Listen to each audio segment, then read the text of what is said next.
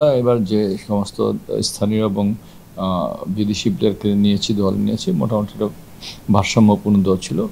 পাশাপাশি আবার এফসিতে খেলার জন্য আমরা ফর্টিস থেকে ৩ জন বিদেশিকে অন্তর্ভুক্ত করেছি। সব মিলিয়ে টিমের কম্বিনেশনটা ভালো হয়েছে।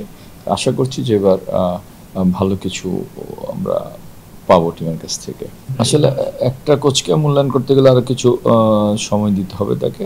তো অল ওভার যেটা দেখেছি কোচের কাছ থেকে বা যেটা পেয়েছি, আমার কাছে কোচকে ভালোই মনে হচ্ছে। মনে হচ্ছে যে সে পুরো টিমটা ইনস অ্যান্ড আউটস যা আছে মোটামুটি সে রপ্ত করতে পেরেছে এবং সে সামনের দিকে আরো ভালো কিছু দিবে।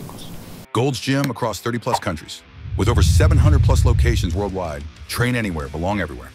হ্যাঁ, আফগানিস্তান মিয়ানমার একটা খেলা আছে। তো আপনারা জানেন যে আফগানিস্তানে কিন্তু একটা অস্থিতিশীল পরিবেশ বিরাজমান। আর যেহেতু এটা আফগানিস্তান হোম ম্যাচ, তো ওরা একটা অন্য ভেন্যুতে খেলতে যাওয়ার জন্য ভেন্যু খুঁজতেছিল। তো এমন অবস্থায় বাংলাদেশ ফুটবল ফেডারেশনের প্রস্তাব দেয় এবং যেহেতু ওই দিনই বাংলাদেশে একটা খেলা আছে ঢাকা স্টেডিয়ামে, তো কিংস এরিনা ব্যতীত আসলে অন্য কোনো, তো আমরা এতে সম্মতি প্রদান করি।